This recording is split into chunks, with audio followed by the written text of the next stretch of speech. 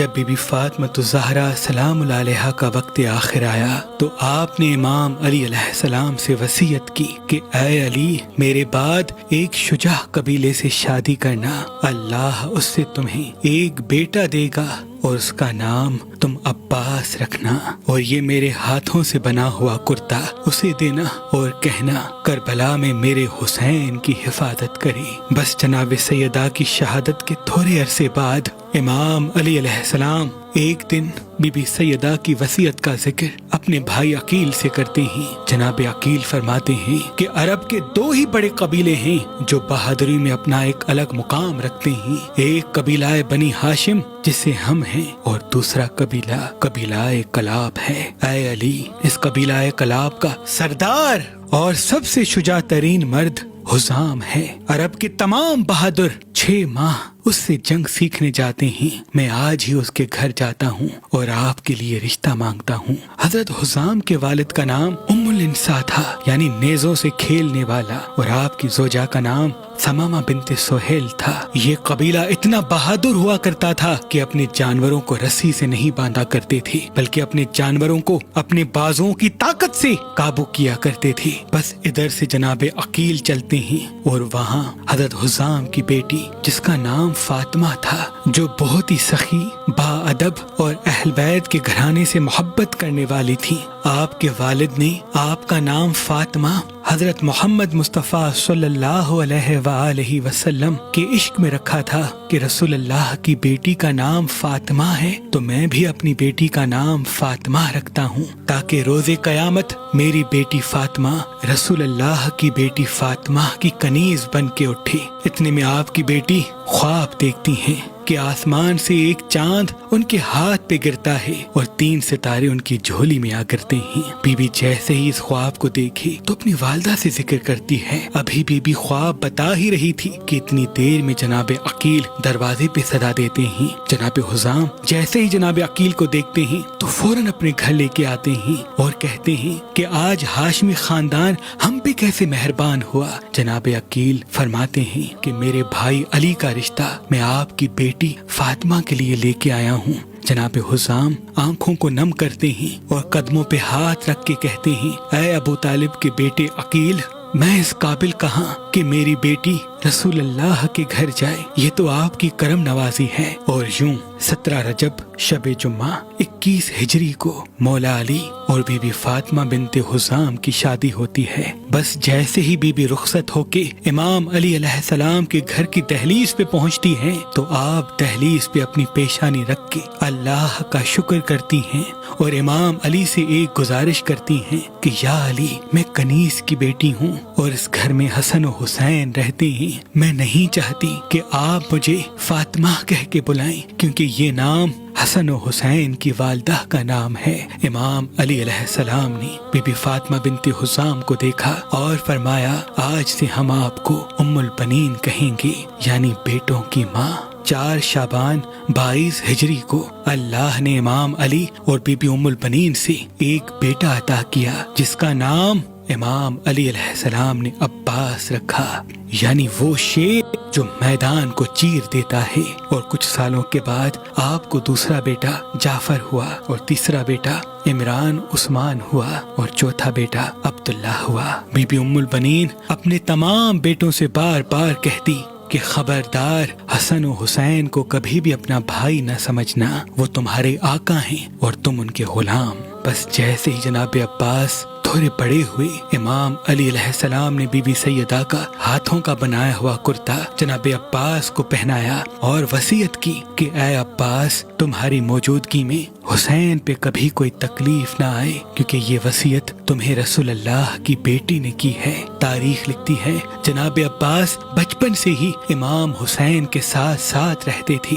اور امام حسین کو بہت پیاس لگتی تھی۔ آپ راتوں کو اٹھ کے اکثر پانی مانگا کرتے تھے۔ جناب عباس پوری رات جاگتے رہتے تھے تاکہ جب بھی امام حسین کو پیاس لگے میں آپ کی خدمت میں پانی پیش کروں۔ बस यूं जनाब अब्बास बड़े होते गए। जनाब अब्बास की शादी इमाम अली अलैहिस्सलाम ने बीबी लबाबा बिनते अब्दुल्ला बिनते अब्बास बिन अब्दुल मुत्तलिब से करवाई और अल्लाह ने जनाब अब्बास को उनसे 5 बेटे और 1 बेटी की औलाद अता की। पहले बेटे का नाम हजरत फजल रखा, दूसरे बेटे का नाम मोहम्मद, तीसरे बेटे का नाम हसन, चौथे बेटे का नाम कासिम और 5वें बेटे का नाम हजरत अब्दुल्लाह रखा और बेटी का नाम हाजरा बिनते अब्बास। बस इमाम अली की शहादत होती है और दौर बदलता जाता है। जब इमाम हुसैन अलैहिस्सलाम मदीने को छोड़ते हैं तब बीबी सुगरा के पास अपनी वालदा बीबी उम्मुल बनीन छोड़ के जाते हैं ताकि वो बीबी सुगरा के साथ रहें। और जनाब अब्बास का छोटा बेटा अब्दुल्लाह भी बीबी सुगरा के पास छोड़ के जाते हैं, जिनकी उम्र चंद साल की थी, जिनसे बाद में हजरत अब्बास की नस्ल आगे चलती है। जैसे ही बीबी उम्मुल बनीन ने ये देखा कि इमाम हुसैन मुझे यहाँ छोड़ के जा रहे हैं, आप फौरन अपने चारों बेटों को बुलाती हैं और कहती हैं, मैं तुम चारों को वसीयत करती हूँ कि आखिरी दम तक इमाम हुसैन की हिफाजत करना। अगर तुम्हारी मौजूदगी में मेरे इमाम हुसैन पे कोई आंच आई तो मैं कभी भी तुमको माफ नहीं करूंगी। चारों बेटे बीबी उम्मुल बनीन के कदमों का बोसा लेते हैं और माँ से अलविदा करके इमाम हुसैन के काफले में चलते हैं। इमाम हुसैन के काफले की पूरी जिम्मेदारी इन चारों शहजादों पे थी और जनाब अब्बास पूरे लश्कर के अलमबरदार थे।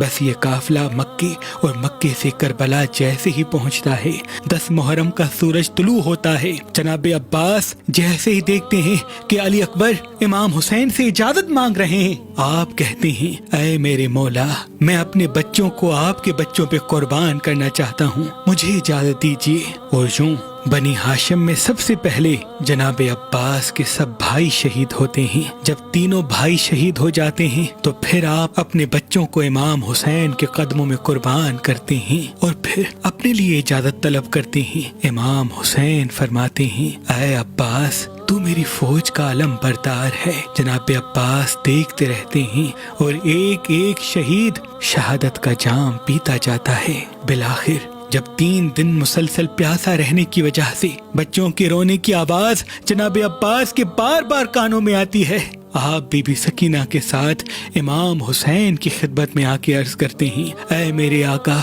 ये मासूम बच्चे पानी के लिए तड़प रहे हैं, मुझे इजाजत दीजिए कि मैं नहर से पानी लेके आऊं। इमाम हुसैन ने आंखों को नम किया और फरमाया, ऐ अब्बास, अगर इजाजत लेनी है तो जा अपनी बहन ज़ैनब से इजाजत ले। बस जनाब अब्बास बीबी सकीना के साथ बीबी ज़ैनब के खैमे के बाहर बैठ जाते हैं और दस्ते अदब को जोड़ के अर्ज करते हैं, ऐ मेरी आकाज़ादी, आज इस गुलाम को इजाजत दीजिए ताकि वो बच्चों के लिए नहर फराज से पानी लेके आए। बीबी ज़ैनब ने जनाब अब्बास की आवाज सुनी और कहा, ऐ मेरे भाई, जब मेरे बाबा अली की शहादत का वक्त आया तो आपने वसीयत की थी कि अनकरीब एक ऐसा जमाना आएगा जब ज़ैनब तुझे कैद करके कूफा और शाम के बाजार में फिराया जाएगा। मैं बाबा से कहती थी, ऐ मेरे बाबा, जिसका अब्बास जैसा भाई हो वो बाजारों में कैसे कैदी बन के आएगी। ऐ अब्बास, आज मुझे बाबा की वसीयत याद आती है। बस जनाब अब्बास बीबी ज़ैनब से इजाजत लेके नहर फरात पे आते हैं और एक ऐसा हमला करते हैं कि फौज को चीर के दरिया पे कब्जा कर लेते हैं। जैसे ही पानी को देखते हैं, पानी में बीबी सकीना का तड़पता हुआ चेहरा नजर आता है। आप पानी को देख के ज़ारो कतार रोते हैं और मश्क को भरना शुरू कर देते हैं और प्यासे ही घोड़े पे सवार होके वापस खयाम की तरफ पलटते हैं। फौज यजीद में हलचल मच जाती है कि अगर पानी हुसैन के खेमे तक पहुंच गया तो फिर इनको शहीद करना मुश्किल हो जाएगा। चारों तरफ से फौज घेर ले और अब्बास पे तीर चलाना शुरू कर दे। जनाब अब्बास फौज से लड़ते जाते हैं, आगे बढ़ते जाते हैं। तारीख ने लिखा, हजारों की तादाद में तीर आप पर चलाए जाते हैं। आप तीरों को रोकने के लिए जैसे ही एक मर्तबा अपने बाजू को ऊपर करते हैं तो पीछे से छुप के कोई जालिम आपके एक बाजू पे वार करता है और आपका एक बाजू कट के जमीन पे गिर जाता है। आप सिर्फ यही चाहते हैं कि कैसे भी करके ये पानी इमाम हुसैन के मासूम बच्चों तक पहुंचाया जाए। आप मश्क और अलम दूसरे बाजू में संभाल के तेज तेज खयाम की तरफ बढ़ते हैं कि इतने में कोई जालिम پھر سے آپ کے دوسرے بازو پہ وار کرتا ہے، آپ کا دوسرا بازو بھی قلم ہو جاتا ہے۔ آپ مشق کو اپنے دانتوں میں سنبھال کے خیام کی طرف بڑھتے جاتے ہیں کہ اتنے میں ایک تیر آپ کی دائیں آنکھ میں لگتا ہے۔ جناب عباس تڑپ اٹھتے ہیں اور چاہتے ہیں کہ اپنی آنکھ کا تیر نکال دیں، لیکن آپ کے بازو پہلے ہی شہید ہو چکے ہوتے ہیں۔ آپ جیسے ہی تیر کو نکالنے کے لیے اپنی زانوں کا سہارا لیتے ہیں، اتنے میں کوئی ظالم آپ کے سر پہ گرز مارتا ہے اور آپ گھوڑے کی زین سے زمین پہ آتے ہیں۔ پوری فوج مل کے آپ پہ حملہ کرتی ہے اور آپ کے پورے جسم کو زخمی کر دیتی ہے۔ جیسے ہی علم امام حسین نے زمین کی طرف گرتا ہوا دیکھا، آپ لشکر کو چیر کے جناب عباس کے پاس آتے ہیں اور ان کا سر اپنی گود میں رکھتے ہیں۔ جناب عباس کہتے ہیں، اے میرے آقا، میں نے کبھی آپ سے کچھ نہیں مانگا، لیکن میں نے اپنی ماں سے سنا تھا کہ جب میری ولادت ہوئی تو میں نے سب سے پہلے آپ کے چہرے کی زیارت کی تھی۔ آج میرا وقت آخر ہے اور یہ غلام چاہتا ہے کہ آپ کی زیارت کر کے اس جہان کو چھوڑوں، لیکن آج یہ عباس اتنا مجبور ہو چکا ہے کہ ایک آنکھ میں تیر لگا ہے اور دوسری آنکھ میں خون بھرا ہے اور بازو پہلے ہی کٹے ہوئے ہیں۔ اے میرے آقا، اگر تکلیف نہ ہو تو اپنی ابا سے میری آنکھ کا خون صاف کیجیے تاکہ میں آپ کی زیارت کر سکوں۔ بس جناب عباس کی آنکھ کا خون امام حسین اپنی ابا سے صاف کرتے ہیں۔ جناب عباس امام حسین کے چہرے کی زیارت کرتے ہیں اور وصیت کرتے ہیں کہ اے میرے آقا، آپ صبح سے لے کے اب تک سب کی لاش میدان سے خیمے کی طرف لے کے جا رہے ہیں۔ میری یہ وصیت ہے کہ میری لاش کو خیمے میں نہ لے جانا، کیونکہ سکینہ وہاں منتظر ہے کہ چچا پانی لے کے آئے گا۔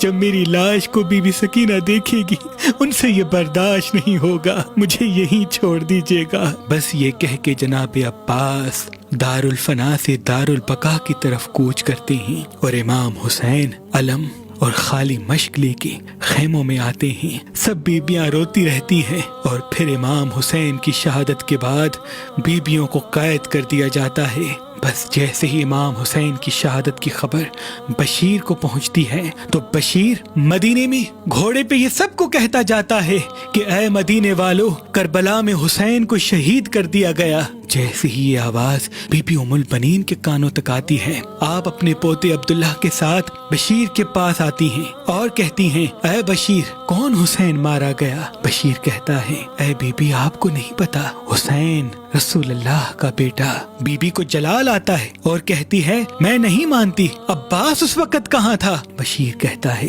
اے بی بی، حسین سے پہلے عباس اور اس کے سارے بھائی مارے گئے۔ بی بی ام البنین کہتی ہے، شاید تو عباس کو نہیں جانتا تھا، عباس سے بڑا پہلوان اس عرب کی زمین پہ کوئی نہیں، عباس کیسے شہید ہو گیا؟ وہ بشیر رو کے کہتا ہے، اے بی بی، جناب عباس امام حسین کے بچے جو 3 دن سے پیاسے تھے، ان کے لیے پانی نہر فراز سے لینے جاتا ہے اور وہاں کوئی ظالم آپ کے سر پہ گرز مارتا ہے، آپ گھوڑے کی زین سے زمین پہ آتے ہیں۔ بی بی کہتی ہے، میرے عباس کا قد اتنا بلند تھا کہ جب وہ گھوڑے پہ بیٹھتے تھے تو زمین آپ کے قدموں کا بوسہ لیتی تھی۔ عباس سے بھی بڑا کسی کا قد تھا کہ وہ ان کے سر پہ گرز مارے؟